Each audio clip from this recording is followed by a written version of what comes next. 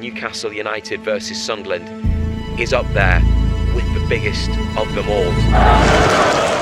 The two long-standing rival teams will meet at the Stadium of Light for the FA Cup third round. It's the first derby since 2016.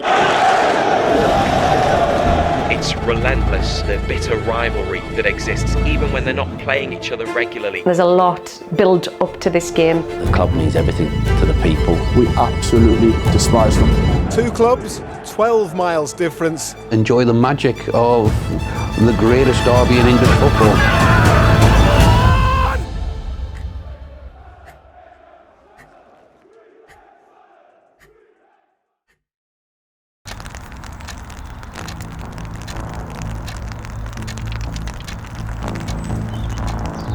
I can feel the excitement and the butterflies and the nerves in the stomach already. I imagine tomorrow I won't be able to eat my breakfast. I've been praying extra hard this week. It might sound a bit of a cliche to say that the Stadium of Light can be a church or a cathedral to many fans, but it is. Everyone's got a chance in a derby, everything goes out the window. I think we're going in as underdogs, and it certainly is a David and Goliath kind of a story, but I'm a Sunderland fan, that's all we've got. Optimism and hope. This is two separate cities, 12 miles apart. I mean, they're just down the road. It's been a really tough few years in Sunderland, so yeah, I've been praying for the team. I'll be praying for everyone's safety and enjoy the spectacle, enjoy the magic of the greatest derby in English football. Once you're a supporter, you never change. You used to go to all the away games because in those days you'd go through the turnstiles together.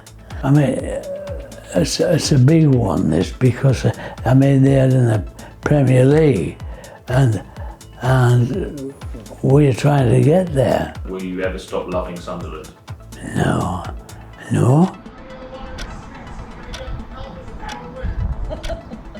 So I've had my season ticket now for 33 years consecutive.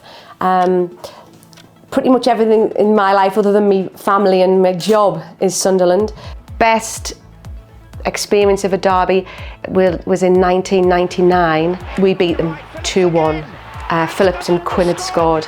But that was a fantastic day. We danced in the rain, we absolutely danced. And actually I've raked this out especially, but this was the programme for that day, so it's actually just mush. It feels like, you know, when the club are doing well, the city's doing well. When the club are excited and things are positive, the city's doing well. So there's a generation of kids who are excited for it. There's a generation like myself, 46, who are looking forward to it because we've missed it. You know, we don't particularly like them, but we like not liking each other. You can be a legend. If you score, if you do a good save, whatever, you can be a legend forever in the North East. So it's like, there's a lot build up to this game, a lot of build up for this 90 minutes. It's been the main focus of the school. Everyone's talking about it. I think later tonight we'll probably be watching more videos, trying to experience the build up and like what to expect tomorrow and what's going to happen. And then tomorrow I'll probably be feeling sick. Really, the way I feel, I don't think we've got anything to lose other than getting knocked out of the cup. Other than getting earache for the next XX I'll tell you months. Tomorrow, we're living in hope. Yep. They've got to be worried, their supporters. They've got to be panicking in case we're beaten because they'll never live it down. We've got a centre forward who costs more than the whole of our team. One of the things is we've got a bigger honours board when you go back than Newcastle have. Newcastle's always been a proper city. We were a town until 20 odd years ago we became a city, and I think we've always lived in the shadow. I started doing this in 2004, driving. I've driven stacks of the footballers, you know, there's a list as long as my arm. I'm driving Jimmy and Defoe tomorrow for the match. Talking about the derby matches, the goal he scored at Sunderland, the volley with his left foot, they're absolutely berserk, the crowd were. They went crackers. It was one of the best goals you've ever seen. And he was so emotional, and he's talked to me about it a few times. He was in tears. He'd never known anything like it. You know, he was a man who played many times for England, scored many goals for England, but he said that was the highlight of his career. If you're born in Sunderland or this area, it's our team. You don't support Man United, you don't support Liverpool, you don't support Newcastle. This is our team, it's our city, and everybody gets behind them. We've had ups and downs, we've had frustrations, we get annoyed when things don't go right. It's because we want to be successful, and it's because we love the town. We love the team. And it's what you brought up through life. My dad took me when I was 7. My dad had gone before him and my granddad before him. So when we went in 73 together, you couldn't get anything better. Father and son, going to Wembley, seeing the team beat the mighty Leeds. I mean, that's as good as it gets. And tomorrow could be another one. I get a bit emotional, really. If they win tomorrow, these lads will be revered for life. They'll be heroes forever. Wherever they want to go, they'll get a point to be here. Whatever they do in life, they'll always be remembered. We still live on the 1973 Cup final 50 years later. And let's hope people are living on the result tomorrow 50 years later. Sadly, it won't be me. But I've had my time. We've had some great wins, we've had some ups and downs, but the derby matches are still something really special.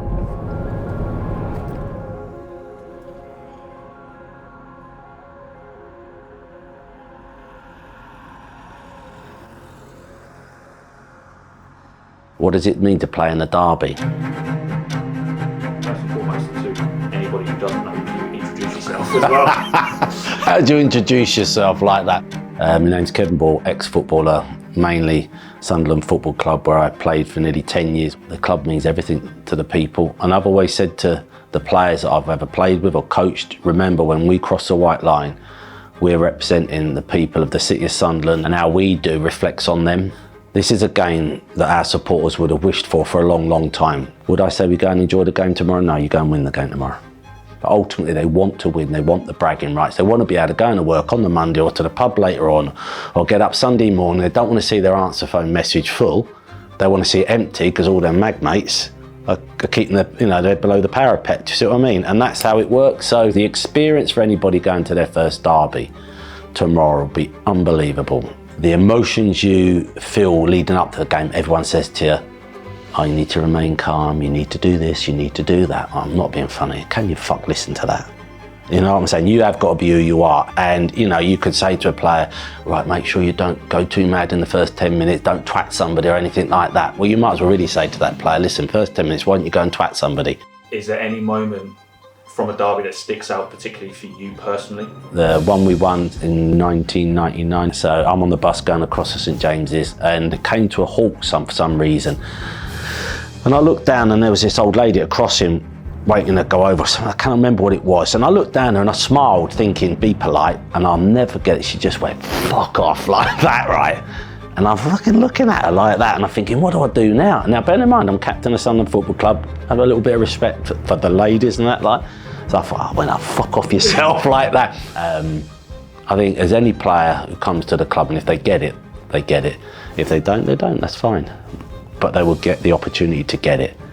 And if you buy into it and understand what it means to the supporters of this club, to win games of football and win the most important game of them all tomorrow, they'll be loved forevermore, simple as that.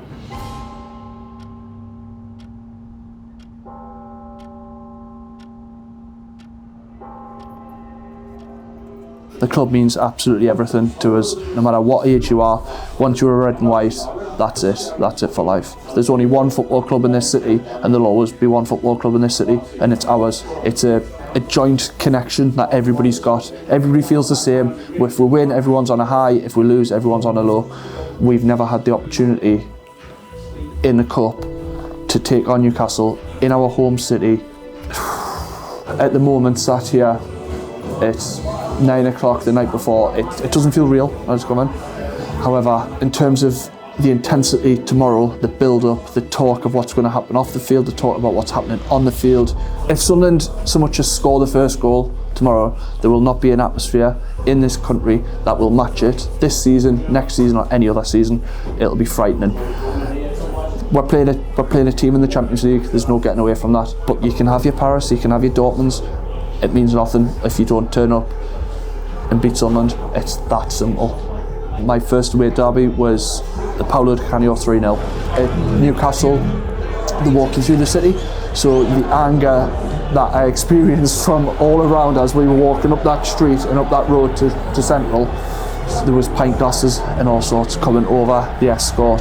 The noise was deafening. So it's just a case of crack on, throw what you want.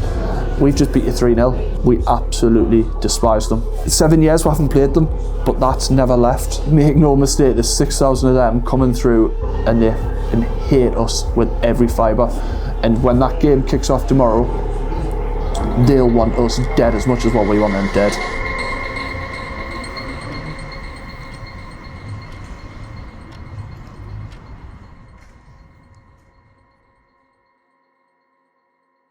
Good morning, it's 7 AM here in Sunderland, and this is it, folks. Match day is finally upon us. Units from across the country have arrived in Wearside to help police the city, which is expected to be lively from early as 8 AM. In other news, is everybody ready? We have waited 2,844 days for this. Nerves kicked in, we've had no sleep, it's like Christmas all over again. Oh, I can't wait to go, and I hope we can win. I'm glad we're playing them. Could be better. Here, have a look at that. Oh, we're looking forward to this. The black and white shall not know what to do. Yeah. Win, lose or draw, we'll be into them. Better watch it, I'm telling you. Be careful. All I can say, be careful.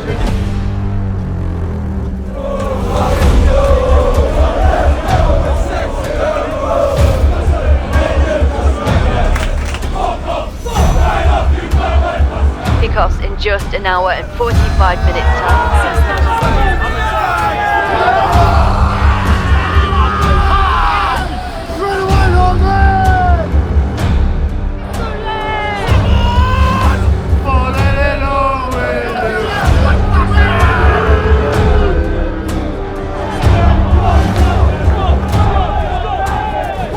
Less than 45 minutes to go until kickoff.